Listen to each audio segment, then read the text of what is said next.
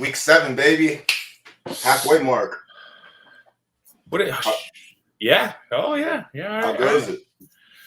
Good. You know, I had a chance to go 6-0 across my leagues this weekend, and I had one matchup that I lost by 0.7 with Jacksonville's D's getting me -4. That one hurt. Yeah. And then, especially after they've been playing so well, but one of those division matchups, Colts came back and gave it to them from getting got earlier in the season. So tough. We should. There's a few busts that are a little surprising, and I don't feel I've gotten like the main coverage. I've got Herbert in just one league, and he's a huge bust. I mean, he's getting killed him mentally. Oh yeah. Well, yeah, it's bad. Like this is how bad it is. DraftKings had a prop last night. They boosted. Oh. Herbert to have a touchdown from -800 to even money, and they're sitting back right now taking everyone's $25 bills. Numbable. I saw that. This is he done it what, like cook 26 games in a row. Yeah. We good? All right. Yeah, I mean he's killing me. Yeah, it's not good. I'm in a similar situation, I would say, with $4 Aaron Rodgers, but like not as bad. He's been consistently getting 12 to 15 points every week, so I can't really be too upset. But it's gotta have it's whatever. I paid $4 for Aaron Rodgers for a reason. I'm just gonna ride it out with him. He doesn't have a bye week until week 13, I think. So barring any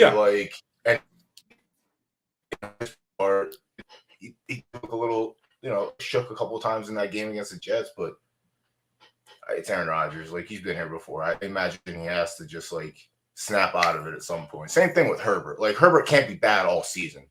He just can't. Like, we saw what he's capable of. This is the bottom, I would say. This is the absolute bottom for Herbert. Like, it's been bad. But for what I think his ribs are probably still bothering him. Another doctor doing these injections over there. Who knows? But yeah. Well, they didn't puncture a lung, so that's better than last time. Tyrod. What would have been with Tyrod? Who knows? But yeah, for the amount that you paid for him, it's not what you're expecting.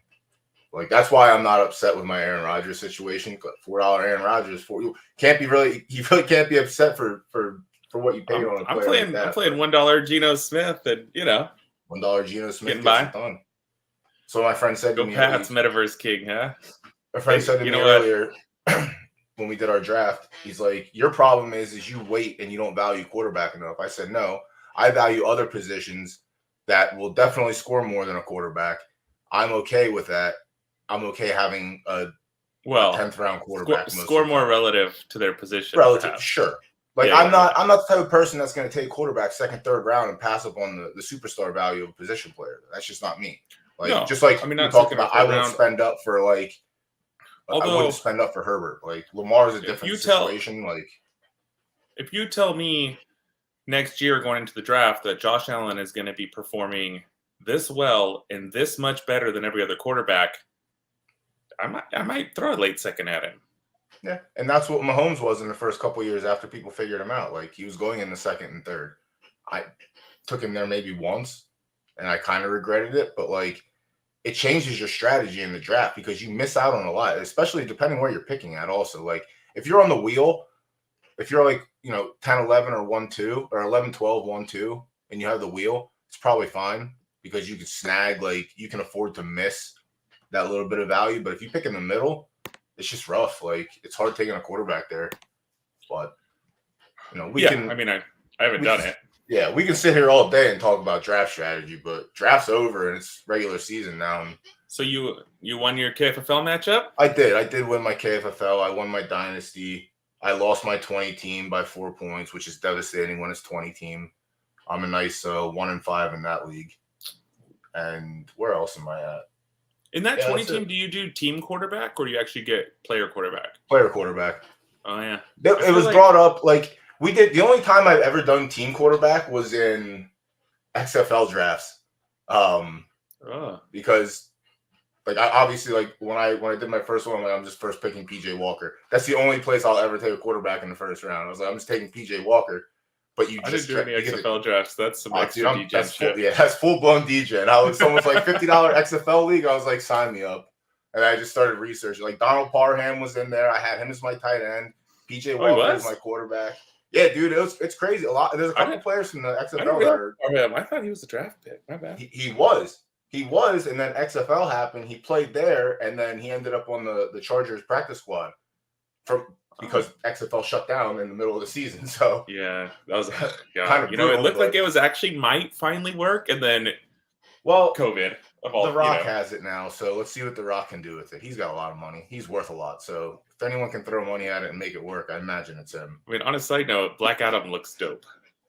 The previews do look kind of nice. Yeah. You'll bait good conversation about comic book movies from someone else, not for me though. I'm very like no, I haven't. I've seen only like 3 of the MCU movies, but I just keep seeing these Black Adam previews, and I'm like, all right, I'm gonna watch this. Definitely looks dope. But yeah. All right. So Metaverse King in the chat, real quick, with a Go Pats. They look good. Do they have a quarterback controversy? I mean, they rolled the Browns. So I hammered the Pats the last 2 weeks on the money line. And I started the Pats defense the last 2 weeks anywhere I could. Yeah, dude, they were my number one waiver ad last 2 weeks, so they've been money. I suggested other people do it, and I was in a conversation with a friend. He's like, no way, Browns are this. I was like, you don't understand. I was like, the same thing I'm going to tell you about when they played the Lions is the same thing I'm going to tell you about what they're going to do to Jacoby Brissett. So Bill Belichick is literally undefeated against bad, below-average quarterbacks and just teams that have 1 or 2 weapons. He'll take the weapons out. He'll center it on your quarterback. You're done. I mean, that's not totally true. He did lose to Mark Sanchez once upon a time. To be fair, once upon a time, the Jets were good. Well, previously from the season that we're seeing now, the Jets were good that year. You don't make the AFC Championship 2 years in a row and not be good. And maybe that's not Mark Sanchez's fault. That defense was kind of nice and Revis was at his peak. That's another conversation. But yeah, like Brissett was on the Patriots. Like, you don't think Bill has infinite film on him, infinite knowledge? Like, it's a great matchup, and they were on the road too. Like, it just shows. And then this week they get another. I think is not a cupcake, but like they get the Bears and they get Justin Fields. Oh, they're gonna roll. Kind of terrible. So like you're getting another great matchup this week. I mean, granted, he is still terrible. All the metrics. 20. I saw a stat. 20% of his. Yeah, 20-something percent of his passes are just uncatchable. Like, that's bad. Not good. No, it's not. And Patriots defense is just. I guess we'll just start with defense first. Let me go ahead and bring the thing up for. I like it. I like it. Sitting here talking about it, I might as well bring them up. So yeah, Patriots are at the top of both our lists again this week. Oh, and just so you guys know, we do not. These are independent lists. Oh yeah, I don't see his list. He doesn't see mine. I was thinking about that today. I was like, damn, I kind of like the fact that I don't get to see any of his stuff until we see the graphics. So I like it. Yeah. Which I got to tell you, is this a misprint, like a graphics error, or do you actually have the Raiders on here? No, I do have the Raiders on here. I mean, Houston's a nice matchup. Like, listen, this is me being a homer and knowing that the Raiders are in a good position. I think the Raiders are in a great position this week. Coming off a bye. How many games did you lose by 6 points or less before the bye? Get your shit together, come out, and let's do this. So I don't think our defense be a popular survivor pick. Yeah, probably, and that sucks because anytime you absolutely need the fucking Raiders, they disappear. I used the Raiders as my survivor pick in a league. It was so much money, so much money. There was only 12 of us left. Like, people were like, no splits until we get to like 6 left.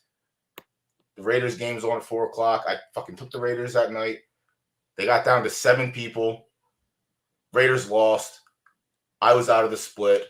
Everyone split like 23,000 after the game. I was like, you gotta be kidding me. When I need the Raiders, they just disappear. Like, It's just crazy. But I like their matchup this week. I like our defense. I don't think we're talentless. I just think we don't know how to play a full 60 minutes yet, and that's the issue. I mean, I love Max Crosby. Max Crosby, Chandler Jones, like our young kids from the year before, like everyone's clicking, but they're just not clicking in sync. They're not playing as a team, is what I'm basically trying to get to. But yeah, they're my long shot play, like maybe DFS. I don't know. I like them this week. If you have like the Eagles who are on a bye and you don't want to drop them, like, and nobody else on the list is available, which I kind of hard to believe, but like there are some that you could pick up and play this week. I was hammering Eagles as the main waiver ad for weeks, so I have them on almost every team. I think I have them on every team except that team where I had the Jags that burned me this week, and I'm not dropping them. I'm getting creative. I might not start a kicker in some of these leagues, but in KFFL I have the Eagles and the Buccaneers. So like I thought the Buccaneers had cake matchups against fucking Falcons, but I could have flipped it around and got a couple more points from the Eagles. That's why I kept it from matchup dependency, but they're this close to ending up on the waiver wire unless someone else. I'm only holding 2 defenses. I don't ever do that. I mean, come to the playoffs, I might top 5. Like I might stack my playoff matchups or something when I'm not really worried about my bench rotations. But this week I'm going to be holding 2 defenses on almost every team. Yeah, it's tough. And buys, man, buys are coming up too. Like there's going to be defenses you don't want to drop. I got a 2 quarterback league with Josh Allen and Jalen Hurts on bye, and I have the Eagles, and I think I'm either just not going to have a defense. Pardon me. Harper hit a home run, and I fucking hammered him to hit a home run tonight. I'm rich. I'm so sorry. I love gambling. But no work. I hired a girl a couple weeks ago, and she her husband's a Phillies fan, so she texted me on Sunday. She's like, "Can I, get off Tuesday to take my husband to the Phillies game?" And I was like, that. I respect that. Like that's not even a lie either. Like she didn't have to lie about it. She's like, "Yeah, sure, I'm taking I'm going to this." But like that's the same thing I would do at work. I'd be like, I'm going to the Raiders game. I'm not coming in on Sunday. Sorry. I have PTO, personal time off. So y'all deal with it. But yeah, that's very nice that she asked. Sorry for interrupting you. No, that's good. I like it. Real time. Bye weeks, man. Jalen Hurts and the Eagles is the last thing I heard. So we'll start back up there. I got a 2 quarterback team with Josh Allen and Jalen Hurts, and they're both on bye. I mean, their team's doing great. So this week I'm rocking Jacoby Brissett and somebody worse than Jacoby Brissett. And I have the Eagles D. I think I'm just going to not start a defense this week. It might just kind of be like a throw-in week. That's fair. That's fair. Yeah, see how it goes. That. But yeah, like I did lose. Go ahead. You can finish up. I'm all right. Oh, I lost Hollywood in a few leagues and railing a little. I think you might have been losing Hollywood regardless with Hopkins coming back and Rondell Moore clicking.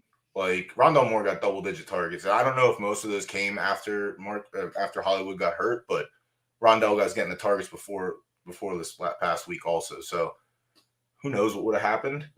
Yeah. But he was like he's what everyone thought he was going to be for the first 6 weeks. Like he was that fill-in like bomb. Like I mean, everybody's so and I know you're high on Hopkins coming back. I just don't know. He didn't look great last year. I think they are going to force feed him, but he didn't look great, and he was on PEDs. I'm just not that confident. You had the entire offseason plus an extra 6 weeks to get that shit out of your system and get yourself back to where you should have been. I would hope as a responsible adult with a job who makes a bunch of millions of dollars, you would have that discipline to get yourself in game ready. That's just me. I'm a disciplined person. I'm like, if I know I got to get shit done and I have a deadline, I'm going to get it done and I'm going to be ready. But not everyone's I don't think that's the issue. I just think, PEDs it's harder to compete at the top level when you're getting that's what I'm saying. Like your push-offs aren't the same push-offs when you're on PED. Obviously, you're a fucking superhuman.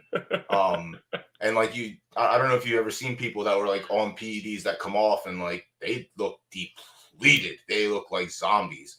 But if he did what he had to do to get his health ready and maybe change everything up, who knows? Yeah, we'll see. I'm in a crossroads with him this week. Like I said, I don't know if I should start him or not. Like it sucks because it's a Thursday game, but Yeah. Depends Depends what your options are, I suppose, but Yep, it's rough. It's definitely not an auto start.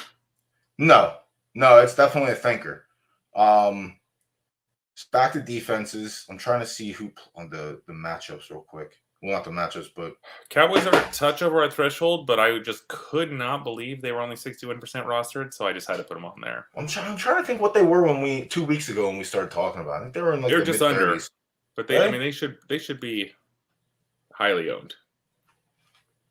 Fair enough. Yeah, they played good against the Eagles, and when they play non-Eagles teams, like the Eagles' offense is fucking insane. Like Yeah, it's good. They're busted. Like they're really good, and Cowboys just Eagles' defense is also good, which is why the Cowboys did like one of these defenses was going to pop off and do good, and it was the Eagles this time around, and the offense matched the defense, so. It's going to be hard to beat the Eagles that. D got to play Cooper Rush. It's not quite, But after this week, hopefully Dak's back, and then that he's defense. supposed to be playing. Yeah, that defense and Dak could be the same thing as Hurts and the Eagles defense. Like they're both the same caliber. I just think the Eagles defense played just a ton better, especially being at home. Like it's huge. But I like Philadelphia this week just had so much energy. Like they weren't losing that game. Like. From Reese Hoskins and Harper homering to like win that game and like gather that momentum. Dude, I'm telling you, I told my boss at work, she's like, I shouldn't be too rowdy this week. I was like, you just don't know sports. I was like, I don't think you understand what that baseball game did to the city last night. Like it put everybody into another gear. And Sunday night it just took it to another level. Phillies are up right now. So it's like there's a lot of momentum in Philadelphia right now. But yeah, I think it's a hard team and a hard defense to get around from here out. Like that might be one of the 13-3 or I guess 13-4 seasons we see from the Eagles. Well, they come into this season I think had like the third easiest schedule in the league. So it's all right. That helps. Fair that, yeah. Like that's the thing. You should be doing what you're doing if that's the case. Like these games shouldn't be close. Like no one should have wiggle room, and they're proving that. They only had one game left against a team projected to make the playoffs at that time. Just wild. It's wild. And then, all right, so I'm gonna jump. All right, so Cowboys, we hit on them. Cardinals, I have on here. Let's go to our injury list real quick because that's going to affect some of these waivers guys. That also will do that. Let me get that pulled back up. And then the last two defenses we'll cover on. Got this nice little graphic here ready to go. All right. Oh, I like this.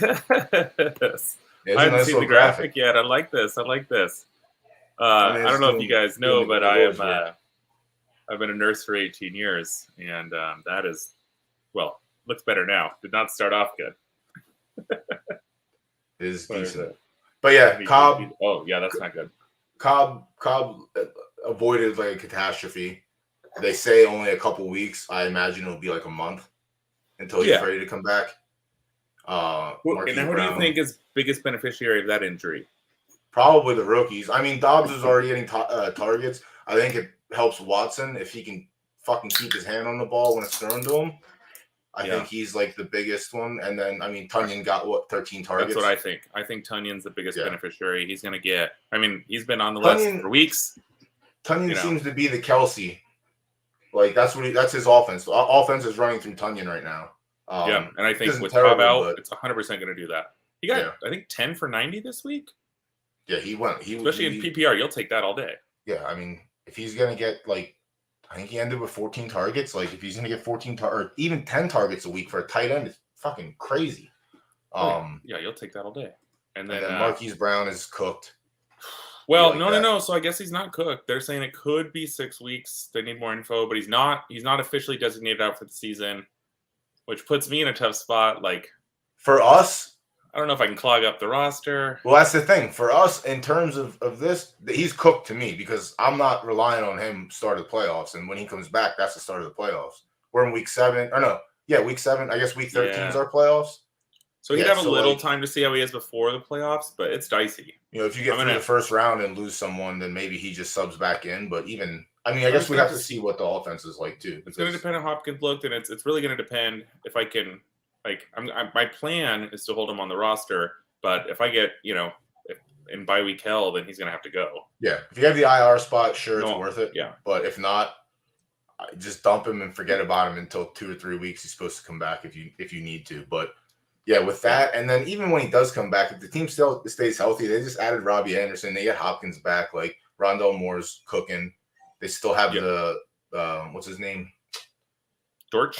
They have Dortch. Zach Ertz is still feasting consistently. So it's like I flexed Zach Ertz this week in KFFL. Yeah, I think honestly he's every week until he's not at this point. Like I've been I don't see how he's about as solid a target as he got.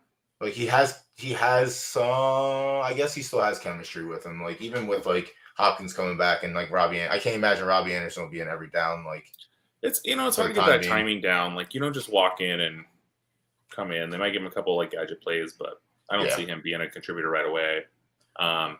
Kenny Pickett, I mean, he's really only on here because Trubisky. Yeah, but the way they're letting people sit extra, or not letting, but having people sit extra weeks could be out. And Trubisky looked insane when he came in. He was like 12 of 15 for 150. Like looked money. I'm not. They converted 3 third downs, more than 10 yards. Like don't get me wrong. This is not a pro Trubisky show. But absolutely. He looked like somebody who wasn't named Mitch Trubisky when he came in. And Claypool feasted. So it's worth keeping an eye on. Yeah. I live bet the Steelers. I will say that. And then when Mitch came in, I considered cashing out, but I said, fuck it, let's go one-time Mitch, and Mitch got the job done. But I will never sit up here and put Mitch Trubisky on a list of quarterbacks to start in fantasy football. Kenny Pickett, I will. Which is when we get to the list, you will not see Trubisky's name there. Yeah, wonderful. I just thought it was worth mentioning here. I will say this: Kenny Pickett, like he had last week and this week, like I thought were tough matchups, but he was playing good. I think after this next week, if he comes back, I think he has a favorable matchup, and having those assets, and assuming they don't let Mitch's dumbass stay in there and throw the ball, I think Kenny Pickett's someone that's nice to have for like the home stretch. Like you see that Barstool tweet that was Tom Brady on his lineman, and it said, we like quoted, it said, "I didn't leave my fucking wife and kids to lose to Kenny Pickett." The other thing too about that fucking bum Tom Brady is I heard about his weekend where he wasn't even with the team; he was just out partying. Kraft's wedding.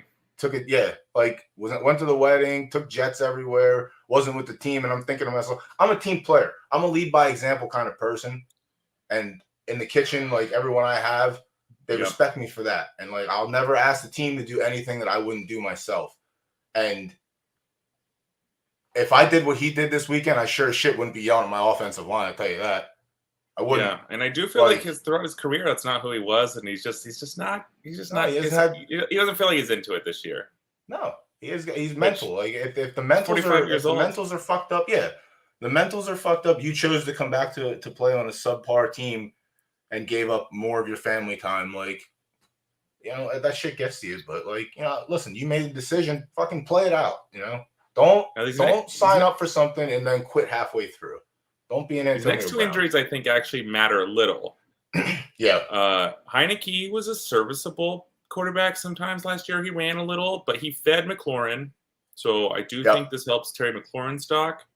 And it'd just be interesting to see it be, maybe his mobility alleviates some of their line problems. Maybe their whole offense works a little better. It's certainly within their realm of possibility. I feel like Wentz is a little bit more predictable. For defenses to play against. What are you predicting? Oh yeah, absolutely. That's what I'm saying. So like with Heineke, like Heineke almost beat the Bucs in the playoffs. So like we know what he is. He's serviceable.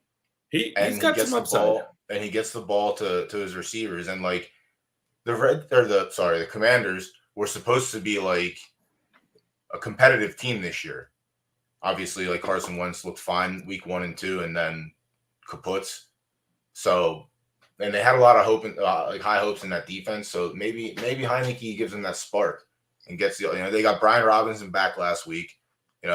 That's got to be like some upside for them. And then if they get a slightly better version of a quarterback, then we're cooking again. They might be out of it, but they can still rattle off and win some games. Like they maybe not maybe an 8-9 team, they could surprise some teams, but like they could go on a run and score some points. So having those, having Terry McLaurin, I think they can score some points. Like, their defense is terrible. I don't think they're winning games, but I think it could be better for some fantasy options. Yeah, it'll definitely help the people. Obviously people invested in Terry McLaurin. You didn't really have to invest a lot in Brian Robinson, so that's good. Is Curtis Samuel? Yeah, Curtis Samuel's still there. Like, he's another one who benefited. Like, I drafted Brian Robinson, I want to say in like the late 5th round in a league that drafted like 3 days before that carjacking. Yeah. Well, I mean, he won the job in training camp. Yeah. So it's like potential. And then Cameron Brate's injury is more Kate Otten, has looked pretty good for a rookie tight end, and none of the receivers seem to be doing anything. He's getting more targets. He's startable. I mean, tight end's a wasteland, so if your tight end shit, why not go with an upside rookie? Yeah. I mean, there's better tight ends out there. But yeah, there's worse ones too. I'm interested to see your tight end list this week, but that's the injuries for this week. We already covered defenses. What do you want to jump to next? Pick a position. Well, Jigga wants to talk about the Jets. We can touch on that real quick. The Jets are good this year, or something. They're better than who'd they beat? They beat the Packers in Lambeau. They beat dominantly. $4 Aaron Rodgers. So that's great. They beat. Let me go back here. I'm trying to get. And then who was it? Was it Sauce Gardner put on the cheesehead? Oh yeah. Alan Lazard did not like that too much. No, he went over and that's said, get that shit out of here. That's a T.O. dancing on the star. I mean, and they're not rivals. I don't know if it was that bad. I mean, it's disrespect. If he would put the cheese hat down, bad. It was. If he would have put it down on the ground and gave it a couple stomps and an elbow, then I think it's time to take the gloves off and have at it. Yeah. I went to a game at Lambeau last year, and the fans, as an opposing fan, dressed as an opposing fan, and everyone was very nice to me. Yeah. So like, I feel like people were offering me drinks. Welcome to our city. Like, great place to go. I went to the Raiders versus Titans. Tennessee was fun to tailgate. Everyone was fine there. No assholes. Nashville. Yeah. And then I went to a Bills game, and Bills tailgates are everything they say they are. Didn't have any problems there at all. But I tell you what, that's a fun time. That is a fun time in Bills land. Like, it was nice. That. It wasn't Nothing too cold. Nothing about their videos make me think it's not a fun time. Yeah, it's nice. But yeah, the Jets are. Listen, Jigga, you can have anything you want, Jigga, to do with the Jets. You can have it. Just know that at some point the Jets might jet. All right. Oh, the Jets might jet. The Jets are gonna jet. So just 4-2 looks nice now. I would say absorb it, enjoy it. Damn, y'all get the Cardinals were 7-0 last year. They were 7-0 last year. Yes. Y'all play the Broncos next. That's not bad. You get Russell Wilson. He sucks. No. Oh, that's who we don't have on the injury list. Is a little late ad. He's having an MRI in his hamstring. Again? Wasn't it last week he was on the injury list too? And then labrum. Yeah. What's going on here with this guy? Or no, actually, I thought it was labrum. That's what we talked about. It was actually his lat. But yeah, he's had an MRI in his hamstring. Doesn't sound great. He could be out. I don't know if that's. I have no idea who their backup quarterback is. I did see a funny tweet earlier today talking about how Russell Wilson's out for if Russell Wilson's out for a minute, there's a promising young second-round draft pick sitting out there they could go after. I don't understand why they would give Drew Lock away in that trade.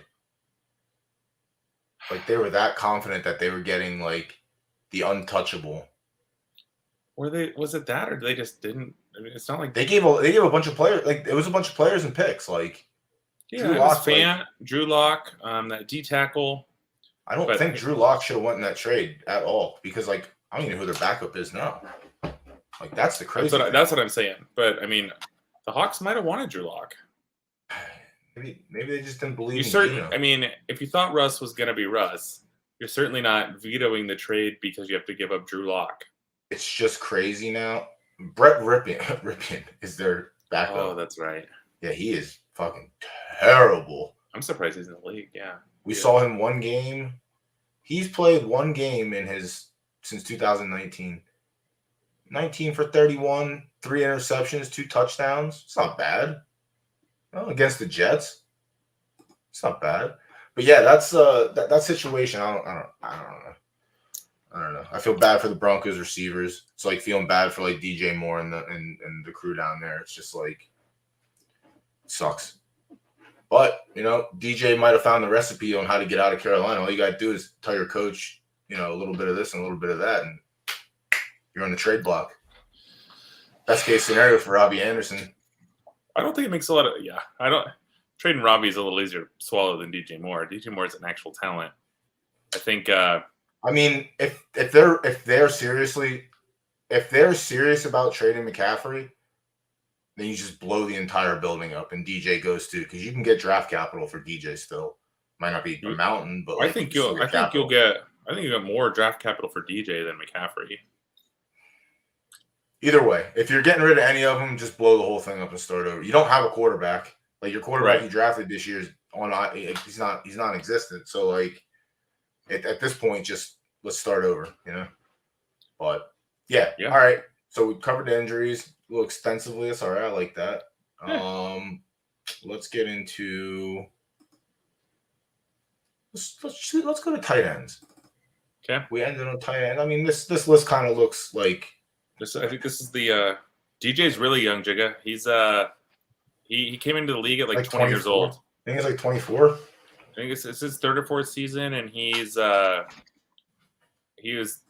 than the guy the Bears. He's younger than Velus Jones that the Bears drafted this year. I think he's 25 years old.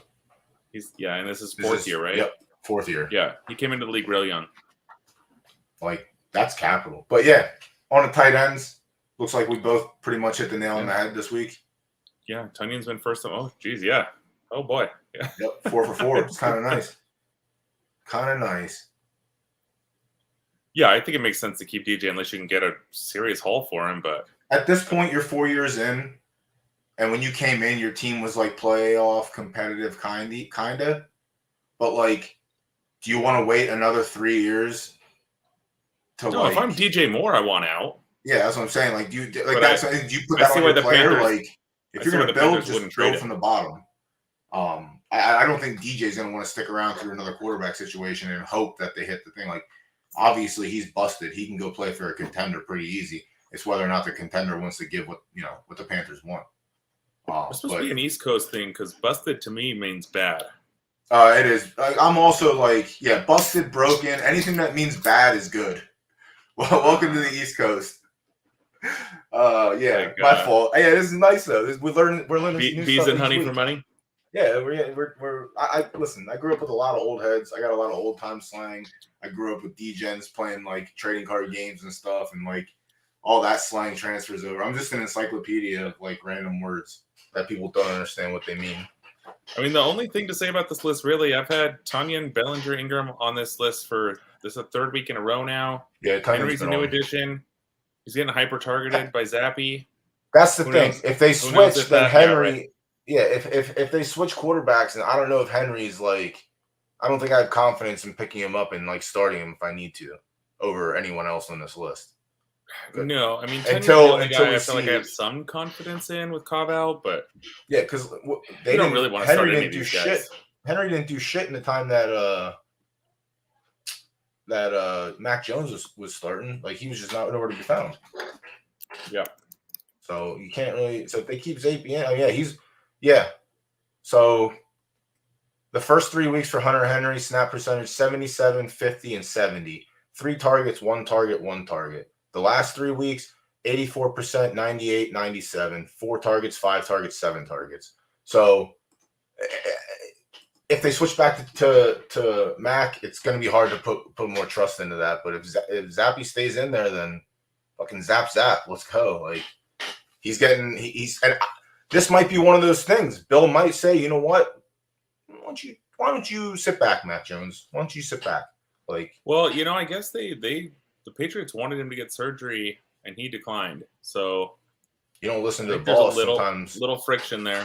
Yeah, you don't listen to the boss. Sometimes you don't get to have fun. Be like that sometimes. My boss tells me to get surgery and they're going to pay me for it. You're a doctor. Also, so like, No. I'm not a doctor. you're a medical man. Is that fair Yeah. enough? You're a medical man, so like that makes sense.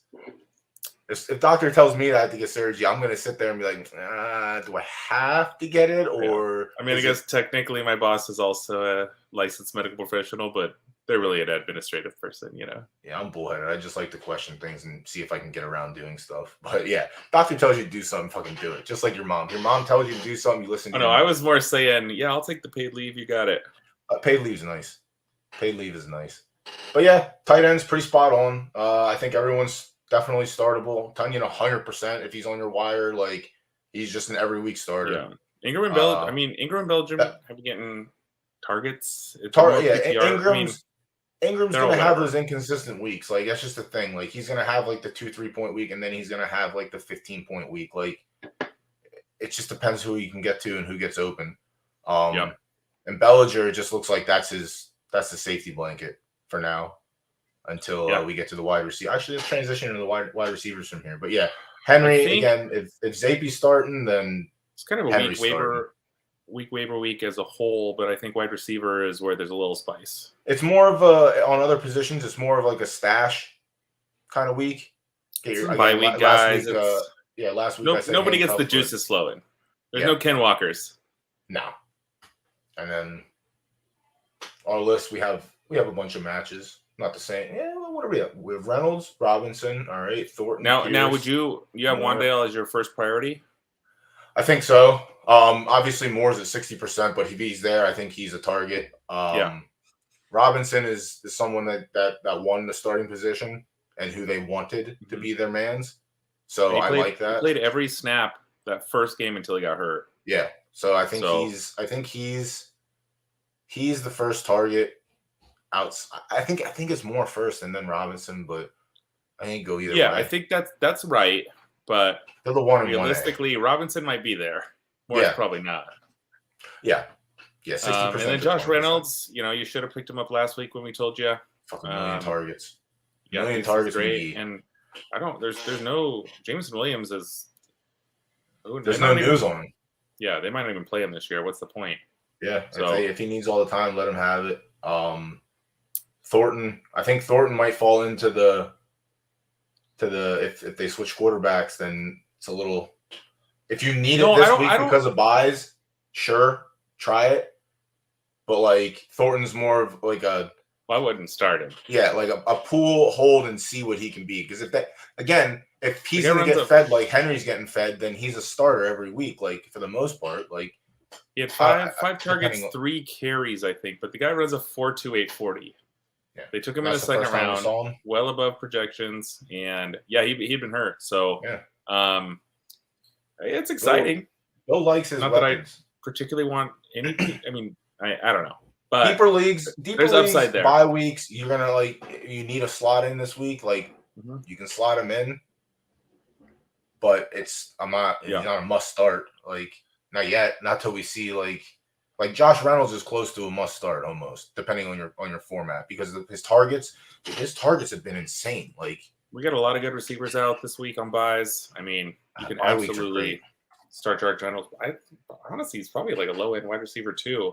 Especially, I mean, you assume on Ron Sulpe, but even if he is going to target, if he's not, I mean, then he's a must start. Yeah, 10, 8, 10 targets, like 15, 21, 15, 12 points for the last 4 weeks. So they're coming off the bye. They get Dallas. That's probably tough because Jared Goff is an average, like almost plus quarterback, serviceable, but I think if the Patriots shut him down, then the Cowboys should be able to hold him to what they've been holding quarterbacks to. They were holding quarterbacks to under 180 before Matt Stafford had this 80-yard pass to Cooper Kupp, and that put him over. And then last week, like Eagles, that's a bad matchup. Yeah, I put Robbie Anderson on here. Just I think if you have a free roster spot, he's worth a hold. I certainly wouldn't start him, but kind of see what comes of it. They've got a hole to fill, and we'll see if Hopkins is who he was. Alec Pierce.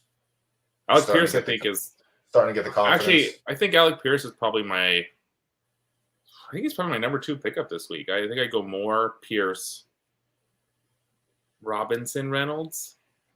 Sure. Yeah. Yeah. And then the other guys are all kind of flyers. I mean, Claypool had a great game, even with Mitch coming in and playing. I think that's why he had a great game. So, but he's been getting targets like each week. Like the targets have been there. Nothing has been done with them. So he's like, low in flex for now, potentially. No, I think Claypool was on the verge of death before this week. Claypool had. Oh no, shit, you're right. Yeah, he had one bag week. He had against the Jets. 666-297. No, okay, that's better than I thought. He just hadn't done a lot, but it's like he gets shadowed by Pickens and Deontay Johnson. Deontay Johnson's getting double-digit targets. Pickens, obviously, with Kenny Pickett, was getting targeted a bunch, but he was still targeting Claypool too, which was nice. But yeah, other than that, I think it's more. I'd probably go Robinson over Pierce just because the Giants don't really have anybody outside of Bellinger. So maybe Robinson's a little higher up for me, but I think Robinson could turn it up and like start winning some championships. I don't think Pierce is necessarily that guy. Not unless Pittman goes down. If Pittman goes down, then Pierce, I imagine, has to skyrocket along with the tight ends. Yeah, I mean, that's probably true. But I think Robinson has a path without anyone else getting hurt if he can just stay healthy himself. But I just, Pierce is getting the work. He's looked good.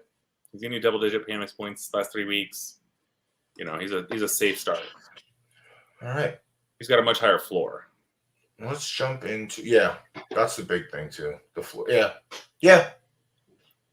And then the rest of some of these guys, like Anderson's a stash. You could stash him and see what happens. If he gets targets right off the bat with D-Hop coming back, then they might just throw the shit out of the ball every game. And they can't run it. No, they can't. That's crazy. Yeah, unfortunately, they can't really throw it either. Yeah, dude, I don't know, man.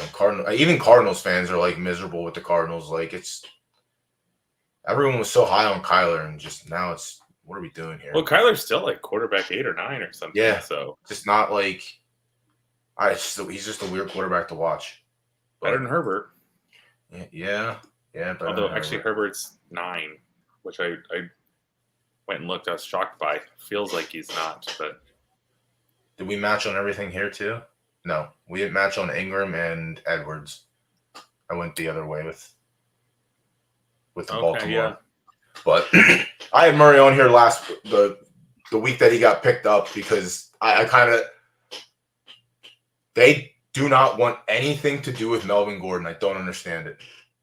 They literally do not they do not trust him with the ball in his hand. And then boom, 3 early carries for 8 yards and then never saw another snap. Yeah. Like I kind of thought that was going to happen the week that they signed Murray, but they didn't bring him up to the game right away. That Thursday night game. But now, I didn't think that would happen. Murray's nice. Murray hasn't. I mean, he's got the age on him, and I might be biased because when Latavius Murray was at the Raiders, he was my favorite running back like for a long time. I was stoked because he would put his head down and he would run through people. So I got the early years of Murray, but like I said, even when he was in with Baltimore a few weeks ago, like he just looked great. Like he looked like he can still run the ball, like game ready. New Orleans? Was he with New Orleans? No, he was with Baltimore, right? And then New Orleans, and then they he left there.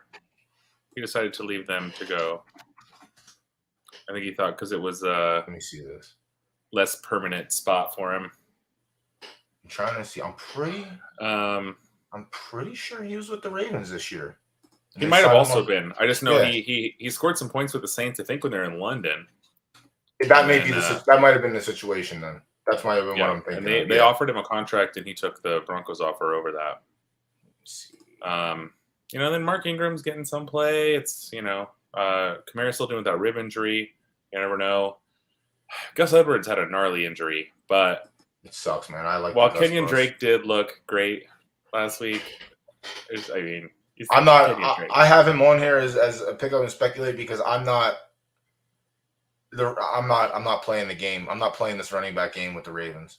No, I mean if Edwards doesn't play next week, JK's knees tighten it up. There's no reason for them to push it. Like, if Drake it's a could be a clear- great start this week. I Yeah, agree. if it's a clear cut, like he's going to get the ball, then yes. But if we're going to the situation where it's Drake, Edwards, Dobbins, I'm not playing that roulette game. Like, that's too dangerous. White, snap counts up. Like, seeing, Lenny's still running the ball good, but he's getting the passing game, seems. Yeah, I mean, that's a lot of upside in the White play, but if they decide to move on from McCaffrey, then Foreman slots in as the starter, but also that's all it is. That's all it is. It's holding your handcuff and also speculating as well for me anyway. I think if you look at the teams that have they've reported or expressed interest, it's the Bills, but they have already essentially said that Carolina would have to pay so much of his contract because they don't have the money to do it after this year. They want to re-sign some of their guys. And then the Rams and the Niners, the Rams don't have any picks. Chiefs just restructured Kelsey. I did see that. But a lot of people are speculating on for like a D end. Yeah. The defensive end makes more sense than offense. They have enough running backs. They have Pacheco, who's young. They have McKinnon, who can catch the ball. I got Pacheco on this list just because, I don't know. I feel like McKinnon's whatever. Yeah, it's just like the only reason he made my list the last 2 weeks was for a hold and stash. If you can't start him, you have a play. No, you can't. He's just a roster spot. Yeah, like in my 20-team league, you can slot him. I think someone played him, but like at that point, you have to play somebody. Like it gets bad some weeks with buys and everything. But yeah, he's just a hold, and to me, he's a stash. I think at some point we might see the transition to Edwards losing playing time. I know Edwards players don't want to hear that, but Pacheco has nothing but upside. He's on the top NFL offense who scores points, and that's really good for a running back. So, and then I have I have Deion Jackson on here. That's my man's. Still 51%. Even if Taylor's playing, I think Jackson's someone you have to have stashed. Yeah, because in the event this happens again, although if Hines is out there, I mean, that's a good stash too. Younger Hines in Jackson. Hate to do this to you, Doughboy, but I've had 6 Modelos since we started. I'll be right back. That's fair. There's Modelo time somewhere, bro. But yeah, I think with Deion Jackson, just because of the workload that Jonathan Taylor gets, like he's someone you have to have on the ready. Like he just has to be there. And I don't know what Hines' timeline is. I'm actually gonna look it up right now. See what they say. Ruled out for week 6, limited. Blah blah blah. Yeah, it doesn't say anything about him returning. But even before that, he was only getting 2. Like the first 3 weeks, he was at 6 targets, 5 targets, 6 targets, then 2, then 2. So Deion Jackson was, he had 10 targets and 4 targets last game. That's already lapping Nyheim Hines in targets. But if you have the spot, I think holding Jackson is someone that you want. I picked him up last week. I picked him up with 20 minutes after the news came out, and I slotted him in 2 leagues, and that was huge. So if you have it, do it. But other than that, I think our lists are pretty much spot on the same. So when he gets back, we'll switch over to quarterbacks. Actually, I'll get that queued up right now. And so we have left is cute quarterbacks, and then if we can get a couple people up here, I know Emperor wants to come up with quarterbacks. Let me actually see what they said. Let me get him this link.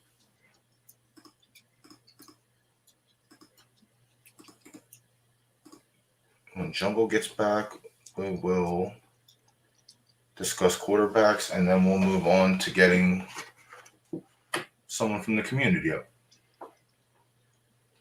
Have a drink of water. Take a little smoke break. Go grab yourself a fresh one. Get up and stretch. Do some breathing exercises. We got a couple seconds here. What up, Will?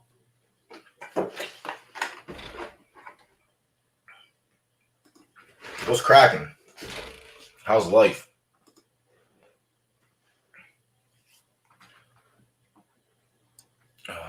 Let me send this link. My co-host is grabbing cerveza. at the moment. So when they get back,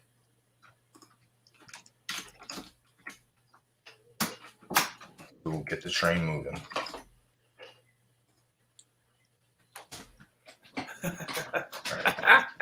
Sorry about that. You're good. I sent Emperor the link to get up. If we cover quarterbacks. Quarterbacks is thick, but with bye weeks, it's really comes down to whether you need to or not for the quarterbacks that I decided to put up here. It looks like we matched up pretty much again. Yeah, I actually know. You know what? I like Ryan. I think Tennessee's pass defense isn't great. I think I probably should have had him on the list here. I've got a one quarterback league where he's available, and he's my top ad actually for the guys that are there. So I think that's fair.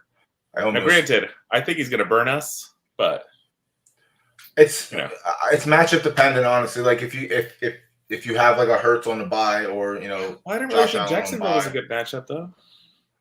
Listen, the only time it's really not is Jacksonville when they're at home with the Colts. That's really the only time it's a terrible matchup. But if Ryan gets Deion Jackson, who's just going to soak up 11, 12 targets, then that's points. But he's been spreading the ball around. Alec Pierce is getting more involved now. He's hitting the tight ends, not just Mo Alley. Like, dude, both those tight ends are massive dudes. Yeah. So I think now it's just like you can't really get adjusted in preseason and camp. Like game play is much different than practice play. So maybe it took 5 weeks for them to sink. And maybe he knows now. He knows his wide receiver reads. He knows what to expect from where everyone's going to be. Timing gets down. Maybe MVP once upon a time. Yeah, but then maybe Matt Ryan throws 4 interceptions and fumbles 3 times this next week against the Titans. That could also happen. But yeah, those are both in the range of outcomes. And the Jags defense isn't terrible. Like we talked about. That's what I was saying. That's why I thought. That's why I was surprised Matt Ryan, played so well. I thought it'd be more of an under type game. Division games, you never know though. Like division games are tough for me unless like I thought Cardinals Seahawks was going to go for 80. I sent you that screen. My friend bet that game to be the lowest scoring game. Like it hit, right? I said you have like it did hit. Yeah, it did hit. But like I told him, I'm like for the 20 losing bets you have, you always spike on a big one. And I was like, what's this put you back to even? Are you even on the day because of this? He's like, oh, we're just above even. I'm like, well, that's good. Winning, being positive is better than being negative. So, but yeah, that was one of those things like that was expected to be the game. So again, division game, it was there. Who did the Commandeers have? The Commanders play the. What the fuck do they play? I just had this up here. Commanders get Green Bay.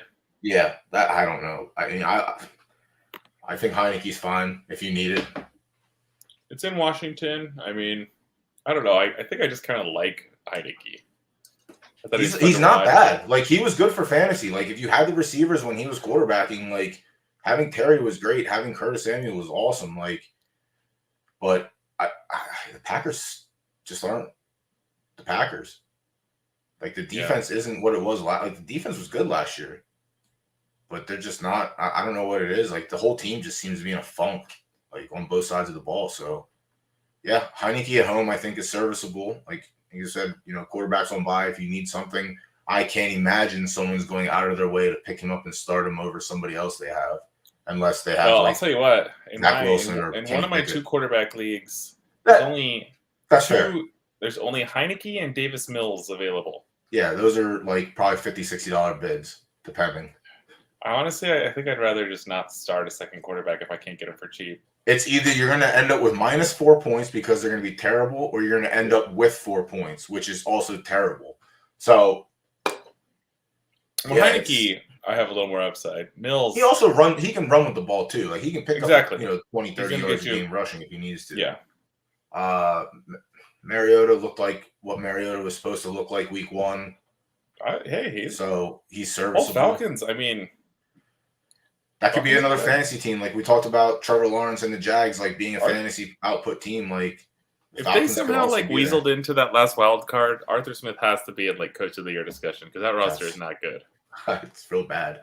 It's real bad. And they don't even have they get Calvin Ridley next year, but like who's to say that Mariota's there next year?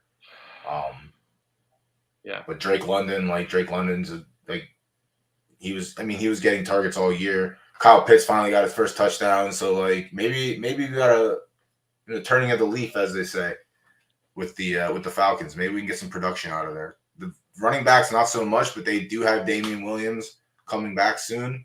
So maybe that shakes it up. Was only on 4-week IR, so he's missed 2 games already. Maybe they just gave him the time just because. Well, I thought when the injury first happened, I don't think they thought it was that serious. And I think maybe just because he's a little older or whatever. He said he's not mentally ready. I respect that. Who said that? Damian Williams? Yeah, he said he's not mentally ready to start yet. That's fine. Take your time. You gotta get your chickens in order, Get your mentals and your chickens. That's right. But yeah, I think Mariota's serviceable. Dan Jones, obviously, I would say matchup dependent, but if he's gonna start throwing the ball to his trusted receivers now, then serviceable. He runs. I mean, he does. He actually, he probably has more rushing touchdowns than some quarterbacks have passing touchdowns, which is kind of sad. Here, let me tell you his rushing yards per week. 25, 21, 79, 68, 37, and only 6 this week. Wow. But, I mean, he's running. It's crazy. What's that put him at? Like a 35, 40 average a game? Yeah. 35 rushing yards is worth what? 3.5 points. Which is almost 100 yards. Yeah, he hasn't. Yeah, he's run the ball minimum 6 times each game this year. 6, 10, 9, 6, 10, 6. So, and last game was his worst one for rushing. He ran the ball 6 times and had 6 yards. And he had a fumble and lost the fumble. Now that's the Daniel Jones I know. Yeah, week 1 he fumbled, lost the fumble. So it's been, that was 6 solid weeks. But they get Jacksonville this week in Jacksonville. Yeah, I don't know. I think it's probably fine. Fine. If you have, if you have to, if you are in quarterback purgatory, and these are pretty much all 2 quarterback leagues or 1 week guys. And then I personally stayed away from Winston just because there hasn't.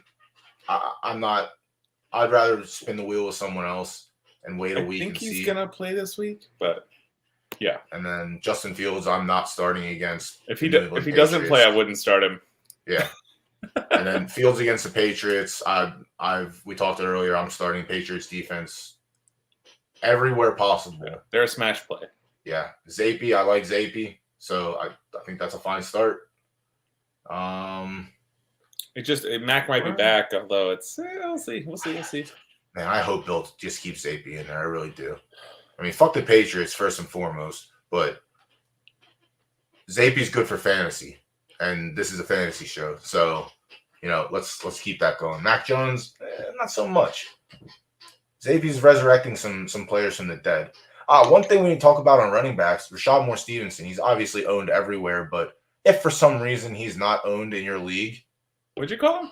Rashad Moore Stevenson. Ramondre? Yeah, Rashad Moore. I like it. Is it Ramondre? Damn, I'm just disrespecting. That's crazy. That's all right. You get it. Listen. Yeah, Ramondre, Rashad Moore. You know what? It's fine. How am I supposed to remember everyone's name? We look at so many names every week. The fact that I remember. That's why I don't play any IDP leagues.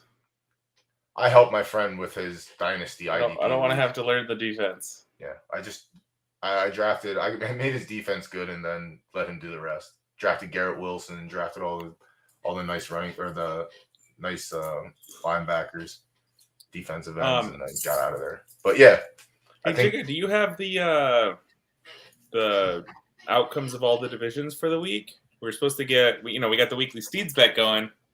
I thought maybe Drew Austin would have a minute to hop in, but it doesn't look like he's going to, and I don't actually know who won. Where the hell's that? Was there a visual for that? Because I didn't see anything on the. No, there wasn't. I was wondering if he had the access. Actually, You know what? Metaverse King, are you still here? Because they're in the same division. Interesting. You hop up Metaverse King or send a little screenshot if you can to the Discord. Because I actually don't know who won. We're trying to keep it live reveal. I'm trying to find if I can find that. Hold on, I got to go up in the chat that we have because we have access to the motherboard to see all the leagues, and I can just go through and search real quick. But I don't know what league number he's in. Google Doc KFL league stats. Damn, it might be just league stats. Hold on, I'm checking. Let's see, Metaverse King, you still there? Tag him. Shit, no, I don't want to mess with that. Let me try via tweet here.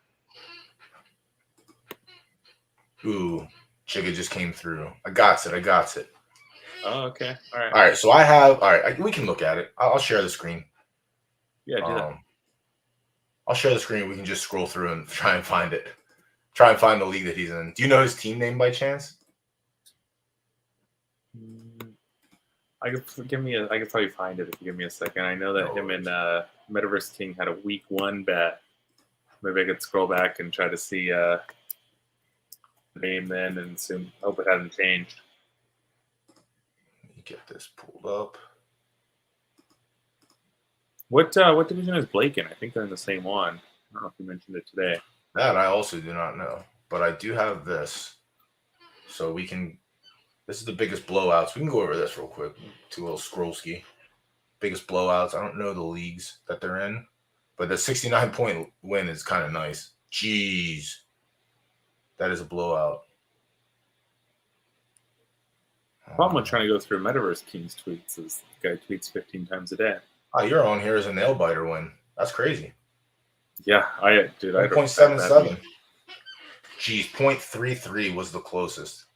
I'd be sick to my stomach. Oh, and they both scored almost 140. Oh my god. I almost won by 0.07. I would be sick to my stomach. I mean, not much you can do. No. You just get to break things and yell at stuff in your house. Let's see. No. Tough luck losses. Any tough luck? Yeah, the 0.33 is the tough luck loss. Yeah, I'd be sick to my stomach. All right, strongest performance. 164 was the high score this week from Ice Billion. Boy, nice. I saw touchdowns are down like 23%, I think, year over year. I also saw that, which is just giving people more things to complain about fantasy teams this year not performing. Well, I mean, the scoring numbers don't down, lie. Yeah. Numbers don't lie. It's tougher to have the hits. The lowest scoring team, Matt's Collection. Let's go ahead and take a look-see at your team and see what happened this week, bud. Hopefully it shows me. It probably doesn't. Nope. Damn. Nope. Just shows mine. But I beat Jay Briggs. I crushed Jay Briggs this week, so sucks to suck. This full PPR, Stables. Running back of the week, my man is Deion Jackson. Nice little 28 points. You'd love to see that. Oh, is he 1 on the week? I believe so, yeah. Wow. Well, that's a pretty good pickup then. Listen, I got him in 2 leagues. I started him in 2 leagues. Had to do it. Sat right there in my flex. Nice little 28. But yeah, I was crushed this week. I had to go and pick up a KJ Osborne and hope for some points. Robinson finally popped off. In KFFL? It was coming. Yeah, this is my KFFL squad right now. Pull it up. You started Osborne and you still won? Yep. He didn't do anything, did he? 4 points. 5 targets, 18 yards. Just didn't do anything with his targets. But yeah, I was deep. Michael Thomas was out again. I had Amon-Ra on bye, Woods on bye, no Hopkins yet. So I had to go out and quick pick one up. But it was either KJ or it was going to be Slayton. And I don't know that Slayton did much better. Like I was pondered. No, he did worse. So yeah, great. I'm so smart. Never been smarter in my entire life. But now this week I have to do a couple waiver wire additions, I think. Because I'll have 1, 2 potential spots open. I don't know how much longer I'm going to ride with Zay Jones. Targets went down. Snap percentage is still up. But yeah, he might be the inconsistent. He might be the odd man out in targets. It might just be like the Kristen Kirk, Evan Ingram show. But Kirk's targets are down last week also. Marvin didn't even play. Ingram. Yeah, I think it was just an off game all around. So if I have to start him, we'll start him. And then overall, we do have the overall leaders through. Oh, hey, 7 weeks. I think I finally found it here. You got it? Let's see. It's just Team Drew's Ventures. Teams through his ventures. Yeah. I don't know if it'll be on here or not.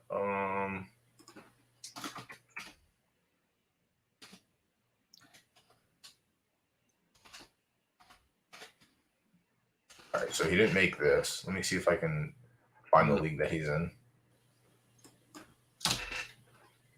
Damn, we might have to get the screenshots from them. See, that's why I want to get now. Whenever we get the, I thought he was gonna hop in. Yeah.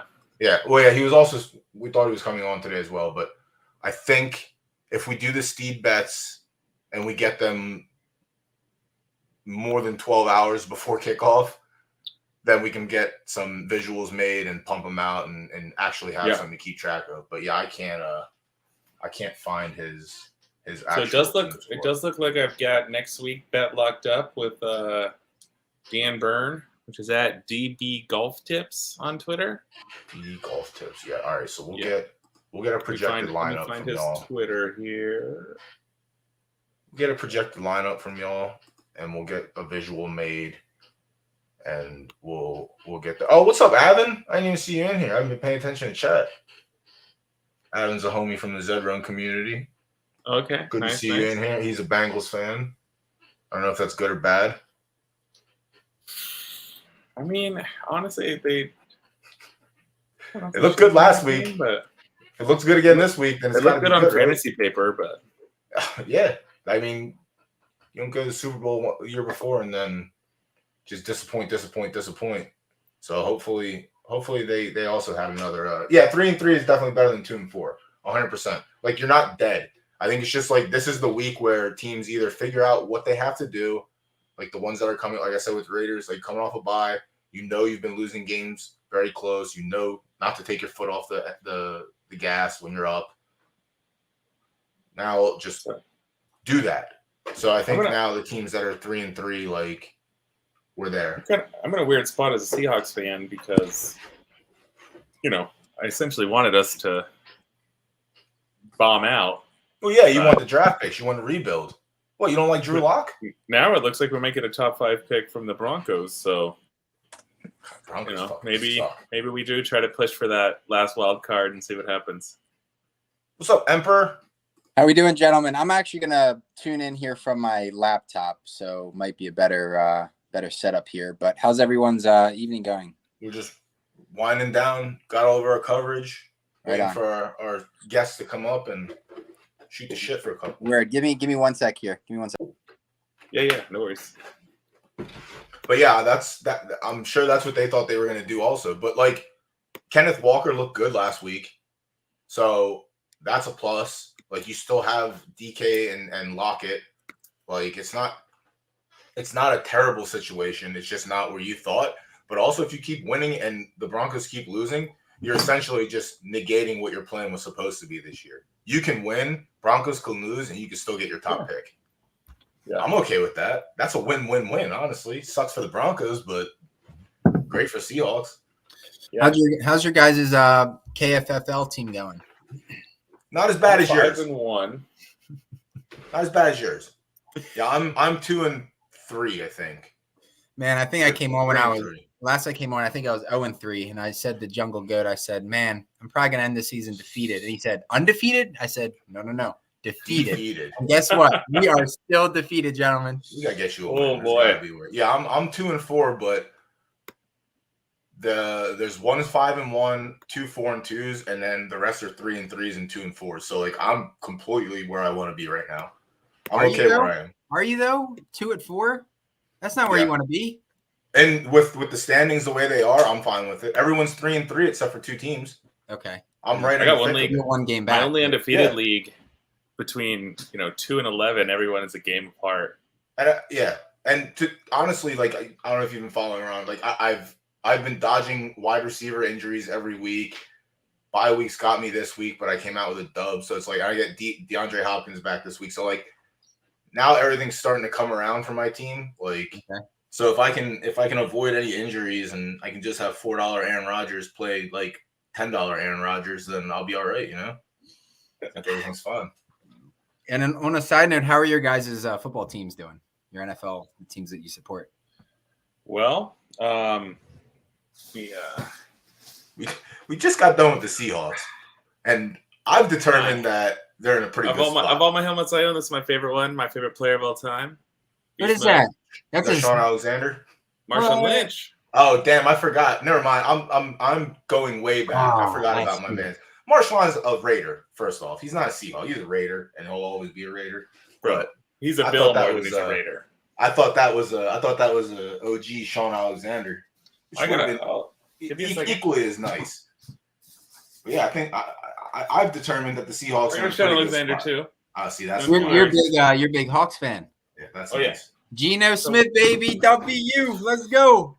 He's my KFFL quarterback. He's been talk of the town for the past 3 weeks. So I'll tell you. Didn't have a stellar week this week, but we know what he can do and we know what he can't do. Man, so it's been such a joy, like seeing him evolve. I mean, it's just it just comes to realize that the Jets are the team that completely ruins quarterbacks. And Geno Smith is perfect proof. I mean, you're giving him the opportunity, the right scheme, the right coaching staff, and man, like some of the throws he's making, I'm like watching, like, wow. I mean, those aren't difficult throws, you know. That's the one thing that Geno never had in front of him. Geno never had a good team around him. Like. He didn't have. That's true of so many quarterbacks. Like he didn't have he didn't have Tyler Lockett. He didn't have DK. He never had anything resembling DK Metcalf. Like never. Like he has a running game. Like he has everything to make him not be Geno. Because we know what Geno is when he doesn't have these things. Like but, he is taking off. He's scrambling. He's hitting multiple tight ends. He's playing with swag. That's what he's doing. Good decisions. Good IQ, right? Good IQ. Like he's not making a lot of mistakes. No, and that's like I feel like that's what I always thought he was. So he's. I feel like every other situation he was in before, he's had to force everything because he was constantly under pressure or just didn't have like the time. But now it's like, take it easy. I'm here. I got some years. I saw what happens when you don't, do the right things. But yeah, Geno's looking nice. I kind of thought we'd be shooting for one of those top 5 picks from our own native pick, and now I'm kind of in a weird spot where I'm like, well. If we could bolster the defense a little, maybe we could make a wild card, Or I mean, honestly, we could probably win our division. Nobody's really looking that strong. Are you based in the Pacific Northwest, JungleGoat? I grew up in Washington. I'm from, met my wife in Seattle, lived there for a long time, but I'm in California now. Okay, yeah. I used to work in Vancouver, Washington. So I'm just here in I'm in Happy Valley, Oregon. I don't know if you're familiar, but no, where's that at? About 8 miles south from Portland. Right around the Portland. Okay. Yeah, but Pacific Northwest, all Seahawks fans out here, and I had the luxury of attending a game last season at Lumen Field. One of my good friends is on the Chicago Bears, actually, and they played at Lumen Field last season. It was the snow game. It was like the 4th snow game in Lumen Field history. Yeah, I went a lot. Man, it was so cool. It was so cool. That stadium is truly state of the art. Oh, I love it. I mean, you go up to the top deck, you look at the ocean. It's just, I love it. And some stadiums you go to, you got to figure out how you're going to get there. Everything else, like when I lived there, I lived in Queen Anne, right across the street from the Space Needle. We used to just walk to the games. It was 1 mile. So, I mean, sometimes living in Philadelphia makes me. I'm not an Eagles fan, but if I was, holy shit, is it easy to get to games in Philadelphia? It is so easy. It's literally one train connect to another train, and you get dropped off right in front of the stadiums. Yep. All the stadiums. Yeah. Not just one, all of them. It's fucking great. Yeah. Same thing with M&T Bank as well. You take the light rail, and it the stop is right there. But I will say that Eagles are the second most belligerent fans I've ever come across. Oh yeah, dude. What's first? Cleveland Browns. That's a lot of anger and depression built up. Yeah, that's what it is. That's what it is, man. I mean, Philly's just angry, man. Just angry to be angry. Like they're just terrible people, man. I'm sitting there with my mom and my brother at 14 years old, and you got fans throwing trash at us, telling you, "Fuck you guys." Blah, blah, blah. It's like, come on, man. It's just a game. Yeah, dude. It's not like we were talking earlier about. Like I've been to Tennessee for a game, I'm a Raiders fan. We're 1-4. I don't think we have a chance in hell, but we can win some games this year. Yeah. Winnable game this week, actually. A lot. It's a trap. It might be a trap, but I'm fucking hammering the money line. I'm telling you that right now. How do you defend Devontae Adams? I mean, he's a beast. That's all they have to do is throw him the fucking ball. That's it. Yep. It's crazy how it worked against the Chiefs and we still lost. They stopped throw the lob. Just throw the lob. Just throw the fucking ball. But yeah, Tennessee. Oh my God, it's like everyone's just like the nicest people in the stadiums. The tailgate was great, and then I went to Buffalo, where you would imagine that it's a fucking rowdy house the whole time. Nah, same thing. I was 4 rows up from the end zone. I will say this: I left my mark because there is footage that they will not use on NFL Network because of me during touchdown celebrations. So I left my mark on that game. But yeah, I went up there for a game and it was fun. But then I went to the Eagles. I went to the Eagles Raiders Christmas Eve game, and we were up in the fucking nosebleeds.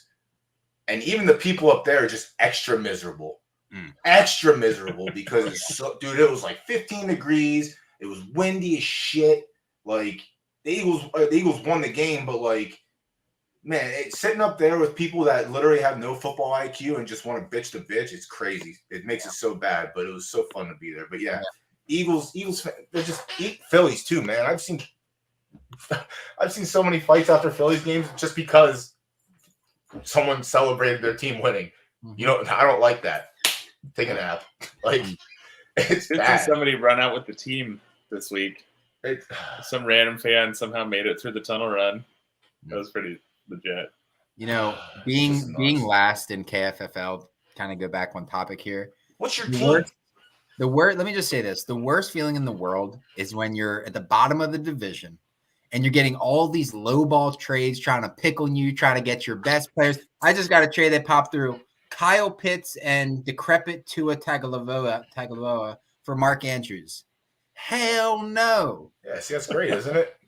So I have sent some offers to the guys in the bottom of my league, but they've been a lot more respectful. Yeah, man. And that's probably like the 5th or 6th one that I've received, man. It's like, Kev, can you pull do you want to share your screen so we can look at your team? Maybe we can help you make a turn or two. Well, I'm on my laptop and I've got it on my phone here.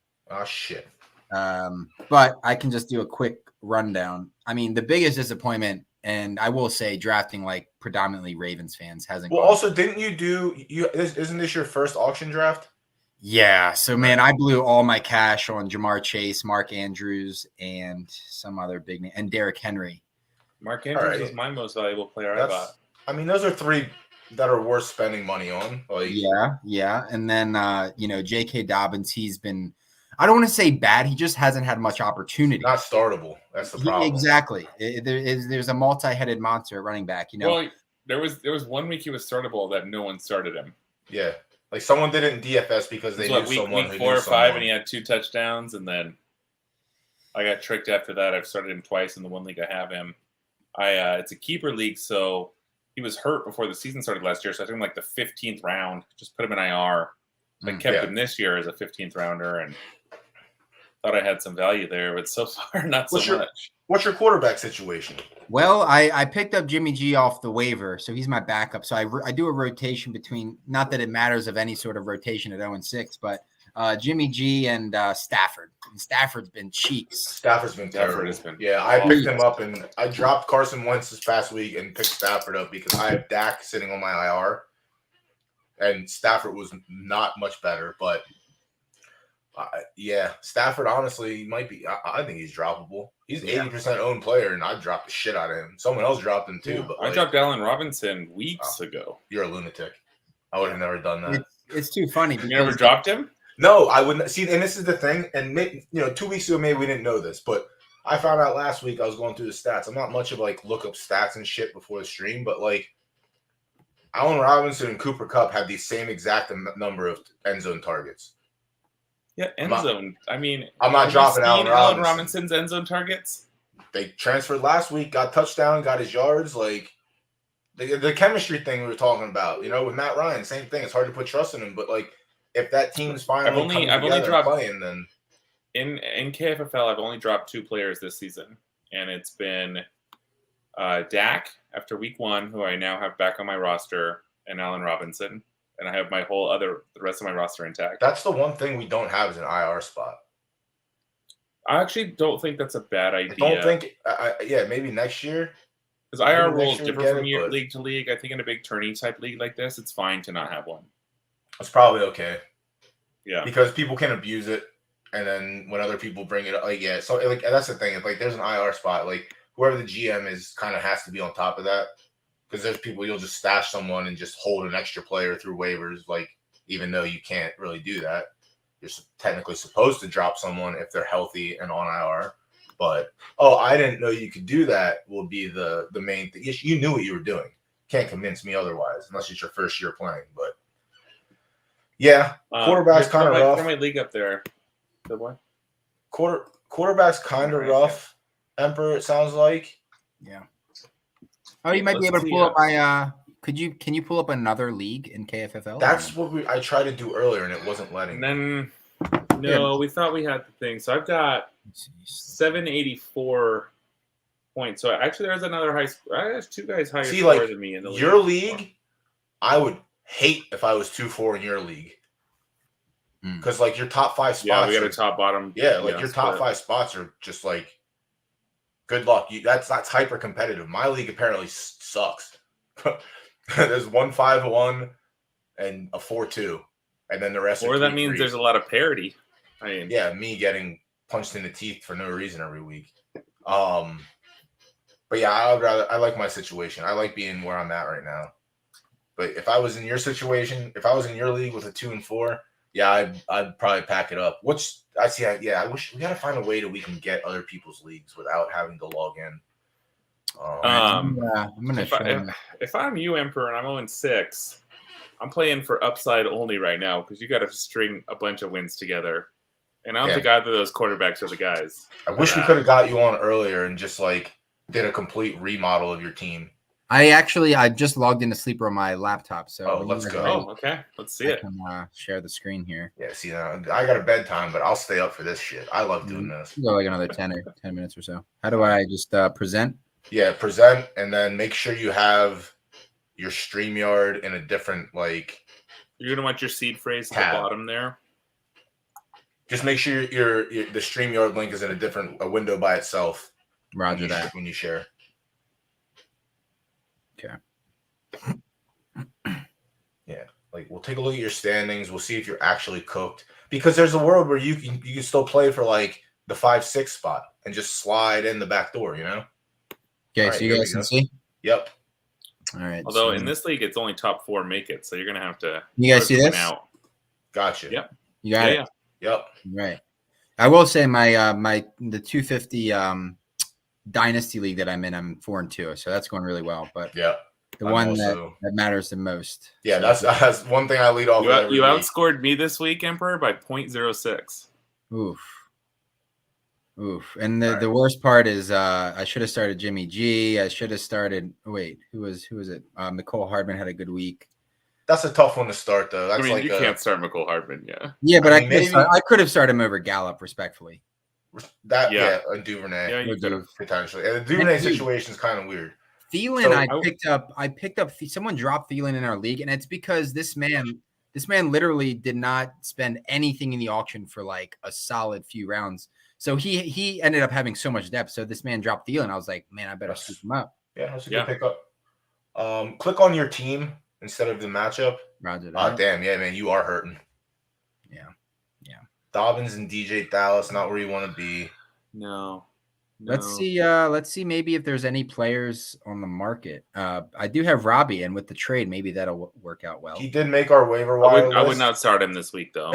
And he might have to, unfortunately. He might have to, Jungle.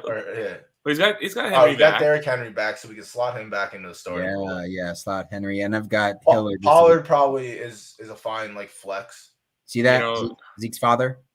Yeah, it could be worth looking into see if you could get something startable this week for Thielen of comparable quality. Okay. From somebody who can afford to swallow the bye. I mean, somebody probably slightly worse than Thielen, but probably have to look at one of the might be better Yeah, so Stafford's on a bye this week. Let's see who else. I think we're straight there. I don't really like Jimmy, but if you guys start up, you guys he probably could be a start man Pollard. sleeper. Yeah, I would start him over the Dobbins situation for sure. All right, let's So check. who do you got on waivers? Yeah, That's what I say. Click on players and let's go through quarterback, running back. We'll do one by one. Yeah. At the top left, you want to click on quarterback. There you go. Right. All right, so there's a couple players that I would probably start over Jimmy G this week. Yeah. Me personally, yes. We talked about Matt Ryan and we talked about Marcus Mariota. Mm-hmm. I think I would start Matt Ryan. I would, yes. I think that is one, and I think it's close with Mariota. I personally do not like Jimmy G as a quarterback. I don't like the Cincy matchup for Mariota. Are they at home or are they away? Away. All right, yeah. All right, so Matt Ryan. Oh, I guess Matt Ryan's away also. Yeah, I mean Jimmy G against Kansas City, it could get lively. I'm pretty sure Kansas City's gonna slaughter him, but which means he'll have to throw, but like, Jimmy's so bad. Is in a vacuum, I would start Tannehill over Garoppolo. I don't know if it's worth a roster move. Let's see what else you got. Is Jonathan Taylor back this week? Allegedly, but who knows? Okay, because I was going to say, if he's out, I mean, you already know Ryan's going to throw another 55 times. Oh, that's a good point. So he might be a sneaky pick if Jonathan Taylor is out. I mean, Tennessee is the 31st or 30th ranked pass defense. So. Oh, wow. Yeah, they're not good. They're real bad. But they are at home, and they just come off a bye week. So, like, blah, blah, blah, yada, yada. Could play a role. Running backs. Yeah. Let's see. I mean, Latavius Murray could work out later in the season. I mean, if they ignore the running backs they have like they did this past week, then Murray slots in your flex at least. But yeah. I mean, I was surprised that they kept Melvin Gordon on the bench. They just don't like him. They don't like that he fumbles. That's one thing that Latavius Murray did not do in his career. Latavius held that ball and hardly ever fumbled, which is like huge. The one thing that Melvin Gordon can't do is hold the ball. He just loves to fumble. But yeah, I mean, quarterback looks like it could be. You could have an upgrade for sure. All right, so now we're talking about upside. Yeah, we got some. I love Wan'Dale Robinson for upside, and I mean, I think I'd pay for Wan'Dale Robinson. Why don't you put in a $1 bid now and then change it after we're done here? In case you got any. Don't let anyone see what you're doing. Yeah, but yeah, I think Wan'Dale Robinson, Christian Watson. We talked about tough matchup. Josh Reynolds has a tough matchup, but looks upside. Like it looks like he could start next week on your team just because. If you're ever going to come back from 0-6, Wan'Dale Robinson's the kind of player that might actually do it for you. Yeah. He might turn into just a 10 to 12 target. He could be an absolute monster. That's a fine dump. Matt Collins is with Renfrow back. Collins is not going to see the field. Yeah. I was going to say earlier. You know who can cover Devontae Adams pretty well? Renfrow. Yeah. Oh yeah. Man, you're talking about a player. You're talking about a player that can make me come back from this, and I think I have the perfect one in mind. I'm sick to my stomach. Deshaun Jackson. Oh yeah, dude, he's back. Listen, man, that's a deep threat, baby. I'm gonna bet his touchdown prop this week. I'm going to bet him to score anytime touchdown. I might sprinkle first touchdown. It better be plus 1,200. Listen, I'll take it, man. You see who's catching touchdowns? Yeah, I'll take plus 1,200. I'm not taking it plus 300. You gotta believe, I believed in the Deion Jackson touchdown last week. Sometimes you gotta bet what you believe in. Deion Jackson's 24. That's fair. Also a running back. Deshaun Jackson's 40? 35. That's 40 in receiver years. 35. Boys, I think it might be time to sack Stafford for Matt Ryan. Yeah, I mean that's probably fine. Yeah. I would do that. Garoppolo is also probably another get the fuck out of here. Oh! now we can get some scores. Top of the morning. Won some stuff. What's up, guys? So Drew, how we doing? Winding down. All right. Winding down. Wait, there's the man himself. How we doing, brother man? What's good, buddy? Going over my 0-6 KFFL team. Well, I just found out I won my bet, baby. Oh, did you win it? I think so. What was your final score? It was a battle of two shitty teams, dude. We had it's my worst. It was a slap bet. It was real. It was a slap bet. Yeah, I think I ended up with 100 exactly or something. Hold on, let me take a look. This is probably Jungle's worst week since we've been doing the show. You got lucky. You caught him on a bad week. On the good. Oh, you caught him when you were supposed to. Fantasy football is a fickle mistress. It is. Pain in the ass. But yeah, Kev, I think those moves are where you want to start. I mean, there's a world you could find somebody and maybe offload Henry to for like I like the Wan'Dale Robinson ad. Like 2 running back 2s potentially. Yeah. Because I see what you did when going into it. You targeted the potential number 1 running back, potential number 1 receiver, and probably the number 1 tight end at the end of the year. Yeah, with hopes that Stafford wouldn't be in a Super Bowl slump per se. God, I don't know what the fuck's up with that team. It's bad. And I thought I was like, man, he's got Cooper Kupp. I was like, man, he's gonna eat, but it's been the opposite. Yep, I don't know. And then Cam Akers just walks out of work, walks off the line, and just says, "Fuck all y'all, I'm out." So yeah. I mean, the inaugural auction KFFL draft. This is something that ain't going away. So that's all right. It's a learning experience to say. My first auction too. I had a good time. Wait, Jungle. So tell me what was your team? So let's here we pulled up. Week, I ran. Oh yeah, let's do that. That makes a lot more sense. All right. So this week I ran Geno, Aaron Jones, who's been a perennial disappointment. Wait, I didn't start CH this week. Hold on. Let me go back to that. You have to go back to week 6. If you go back to your team, and then you can go back to week 6 lineup. That's why I actually won my matchup, but it was just a crazy circumstance. So Geno, Aaron Jones, Melvin Gordon with the 0.8. Jesus Christ. That hurt. Lazard, Lockett with a down week. Hollywood got hurt early. Mark Andrews, who's essentially my savior. I flexed Zach Ertz, which is, flexing tight end's a little interesting. And then down on my bench there, I got 26 with Pittman. That one hurts a bit, but did you bench Pittman or did you forget? No, I benched him on purpose. Okay. I had Zach Ertz as well. I was thinking about I went with Njoku, who ended up getting less points than him. But I was thinking. I saw I liked the move. I almost flexed Ertz. I should have, but I didn't. I just felt like I thought that game was going to be, 50 to 48. Dude, Arizona is the most confusing team. I think I've lost more bets on Arizona this year than anybody else. It's like I always feel like Kyler Murray's going to pull something off, and he just hasn't. The only time I bet on this year was the Carolina money line because it was. I thought that was crazy to be a pick 'em. Yeah, I hammered the Eagles against them, but that's one team I do not want to put. They seem like a live dog on paper, but then when you see Kyler Murray play quarterback, you instantly regret your bet.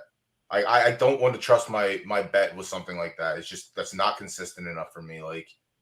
I would rather just watch and be a spectator at that point. But yeah, maybe everything syncs up now. They get their sweetheart back. They add another receiver. They lose someone, but who knows?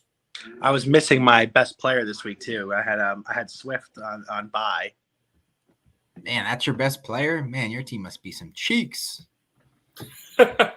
Swift's a stud. Swift was RB 2, 3, and 4 in his 3 healthy games. Wait, can you guys hear me when I go off and look at my roster, or is it no, it cuts out. Screen goes black. I was gonna say, if DeAndre Swift is your best player, your team must be some ass. Wait, no, it's actually not so bad. Can you guys pull up my roster? And then is there any way? We tried to. Unless you can share your screen. The app isn't quite totally functional yet. Yeah, I have no idea how to share a screen on mobile. Oh no, you're on mobile. Don't do it. All right, you might just crash your whole phone. Can I send someone a screenshot? Is that possible? Yeah. Screenshot to the Discord. Screenshot to the Discord. Okay, I'm doing that now. Hold on. But I mean, Swift isn't complete cheeks. For the first 3 weeks, he wasn't. He was great. I might look in my league and see if a bad team has Swift. It's also kind of crazy too because Jamal Williams was splitting time with him and getting the same output. So if Williams wasn't getting the carries and Swift was instead, Swift might have been the running back 1 for all we know. But now Alfie being hurt and then coming off the bye, so maybe we get a little back. I gotta imagine there's something better on his team than just DeAndre Swift. I mean, I think he's underrating DeAndre Yo, Swift. Can you click on the team that had Deion Jackson right there on bench warmer of the week? I want to see if his team was like, oh wow. I had bench warmer of the week. It was Michael Pittman. No, the running back to the left of it is Deion. Oh, all right. So that's the guy I played. That's the guy I played. He left Jonathan Taylor in. I shared it in KFFL channel and Discord, guys. All right. Let me get to there. It's actually a very solid team. It's just like I don't know. You guys will tell me. I think I have a well balanced team. My first opinion is you have a midget at quarterback. Yeah, that's the other but Murray can run the ball though. He's supposed to be able to run the ball. So he's still like quarterback 8 or 9. He hasn't really hurt you. No, he's not quite who you thought you were. He's been fine. I just thought I expected a little bit more out of him. But the Swift and Kamara combo at running back, I think, is great. Yeah. When Kamara is playing, I went. I don't know how much you bid on him, but like I also have Kamara, and it just stinks when he's not playing or he's getting underutilized for no reason because Andy Dalton doesn't know how to throw the ball to him. But yeah, I mean, that should be a PPR masterpiece. Like underutilized when he had 190 yards and last week was different. A lot of touchdowns. Yeah. Last week was different for the first couple of weeks though, and then the weeks that he wasn't in, like, it was rough. It was rough. And then Kamara's in a full point PPR. Kamara's where you want to be. So Kamara Swift is where you know. And then receivers, I don't have my lineup in front of me. I don't know if you guys have it, but who do I have a receiver in? I have 4 fucking teams. Hold on. I'm trying to get this pulled up real quick. I got 6 teams. I find myself rooting for a player to get exactly 12.5 sometimes. Dude, between all of my like prop bets and my fantasy, my 4 fantasy teams, I'm basically at this point just rooting for anyone to just like sneeze and I score points. Somebody score. All right, so here's starters. See if that pops up. All right, so your starting lineup: Murray, Kamara, McKinnon, McLaurin, Lazard, Kirk, Njoku, Devonta Smith, and then. So our really only crossover on starters was Lazard, I think. 49ers. And I had I had Herbert and Landry and blah blah. Ertz. We were just talking about this earlier, or other Herbert. Justin Herbert's been a big disappointment. Yeah, I went with Njoku over. I'm like huge. I have Njoku on every one of my teams, all 4 fantasy teams. I love Njoku. So I drafted him in every freaking season, every league. Yeah, the only thing that wasn't optimal was the Njoku scoring 6 points less than Ertz, but other than that, everything was where it's supposed to be. Yeah, and it was just like the problem is it's a very average. Like none of these guys are like 30-point scorers, but they do all hit like the 10 to 20 point range. So it's like on any given week, I could win a game, but I'm not going to be a dominant player. So you spent up on Swift, Murray, and Kamara, I assume, was your top spend. No, Murray wasn't a big one. Murray fell pretty low. I mean, it was not cheap, but it wasn't big because he went later. Obviously, Swift and Kamara were my big ones, but McLaurin I spent a lot more than I probably should have, I think, as well. He was actually a pretty competitive he was a competitive get in the league. Fair. Yeah, I mean, when you get what's your record? What am I? You're 2-4. 2-4, right. Yeah. So depending on what your situation looks like, you get Swift back this week. Like that's it. That's huge. You're back in it. Like that's exactly where I was at. I just needed to win this week to be in contention in my league because it's not a runaway in my league. There's a 5-0, a 4-1, and then the rest are 3 3s and 2 3s. So yeah. I'm right where I want to be. With people coming back on injuries. I'm still in striking distance now that I'm healthy, so that'll be good. And in my other league, I actually traded. Who's the other running back with Swift? Jamal Williams. I traded Jamal Williams last week actually, and there was a couple other people involved, but I ended up getting Hopkins because I wanted DeAndre. Yeah. So and I was lucky because I also had who's the guy who Marquise Brown. Marquise Brown. I had him, and then he went down. How is his injury for the season? What's his deal? So they're saying 6 weeks. Basically the season for us. So and DeAndre comes back. And DeAndre comes back when? This week? So next game this Thursday. Thursday. They had the bye week to help him out. So So yeah, he's slotted in. The only place it looked real sketch, like you're kind of sketch on wide receivers for the most part. I think your running backs are fine. Yeah. Like we were talking about it earlier with Heineke coming back. Like he fed Terry McLaurin. So like if he just repeats, you get your money's worth for what you paid. Like you got to wait. Like it sucks, but get value where you can get it. Doughboy. This trade I declined about about 11 days ago. I declined this trade. Oh yeah, which was his Jamar Chase for my Christian Kirk and Hollywood Brown. Some people think they're doing God's gift. Like, listen, some people know how to play the game. Like that's what I was talking about when we started. There's casuals and there's pros. That's a casual trade. That is something a casual fantasy football player would trade to another person. And you, knowing what you're doing, will look at that and say, "This guy is a lunatic." Well, maybe he doesn't know. Now I wish I'd have taken it. Maybe he's giving you 2 starters for one. In his eyes. Yes. He had Jamar Chase. Yeah. If you didn't snap that off. No, I mean both of those guys were out targeting him. I think Hollywood Brown was on pace to be a top 10 wide receiver, even with I'm not as high in Hopkins as you are coming back. That's fair. I mean, he was a good with Kyler though. I thought you had Chase. No, I'm pretty sure I would have fucking snapped that off instantly. I thought about it. I just was like, I don't know your receiver offense situation looks so good. In retrospect, I probably should have. Well, honestly, at the time, I don't know. Didn't necessarily make sense. Both those guys were getting more targets. Right. Yeah. I still wouldn't. I only feel good about, or I only kind of wish I would have taken it now that Brown's out. If you would have brought that up on stream when that was there, I would have sat here and said, "You snap take that." But Brown is wide receiver 5 in PPR. It just one of these. But that's the thing. Like with Hopkins coming back and with Moore coming back, was it going to be sustainable? That's the only thing. Like with Jamar Chase, he's going to get his. Like he's going to get his. That's just what it is. Yeah, they haven't played well this year though. They've been so disappointing. And it was funny. I actually thought going into the year that they would be a letdown this year. I don't know. It was just like they're still a young team. Like they're still a young team. They made it to the big show. Like they have tons of years to get there. But like they're 3-3. If they correct their mistakes, there's no they can just win out and lose like 3 more games and go 12-6. Yeah. They're 18 games, right, or something like that. Yeah, 12-6. Yeah. Would it be 17? So the Cardinals. No, the Bengals. No, the Cardinals are smoked. You want another shot at the champ? Jungle. If you want another shot at the champ in a couple weeks, you let me know. All right, I got my next 2 weeks covered, and then I'll come back. So you got the scoop of 4 Steve now? Drew one. No, I got a few. Yeah, I was gonna say I'm sure you have some in the vault. Yeah. See, one day I'll be making these bets. Is it? I don't have the Steed capital. What's your ENS address, Drew? Yeah, I'm DrewAustin.eth, brother. That's easy enough. Yeah. All right, boys. This was fun. Good battle, guys.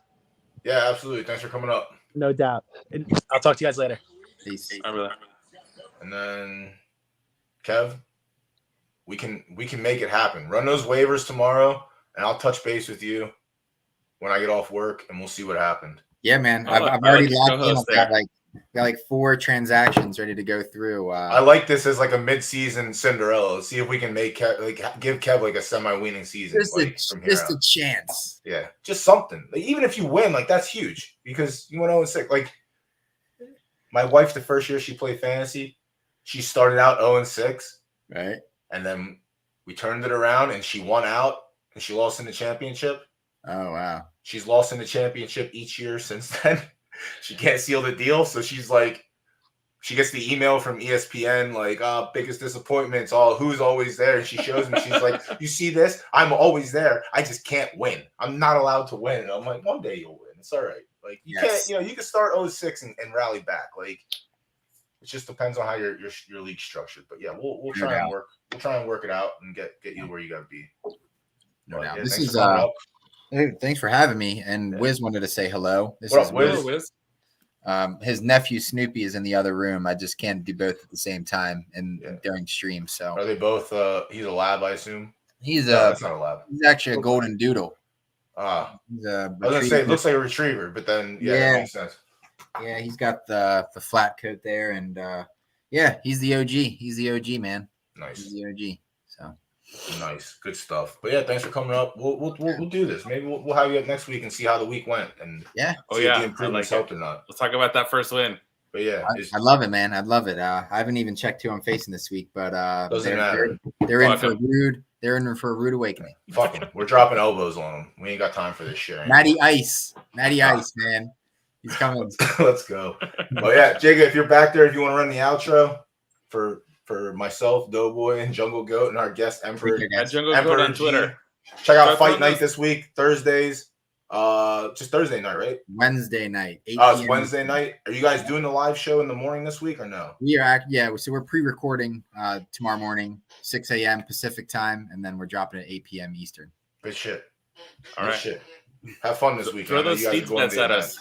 At JungleGoat on Twitter. We're gonna keep making the rain. At Doughboy __215 and then at Emperor G for you, Kev. Shit. I don't even know, man. I'm so lost when it comes to socials, man. I just drop all the UFC stuff and I'm satisfied. Fair enough. Thanks for coming up again. We'll touch base afterwards and we'll see what happens. But yeah, we'll see y'all next week for week 8. Thank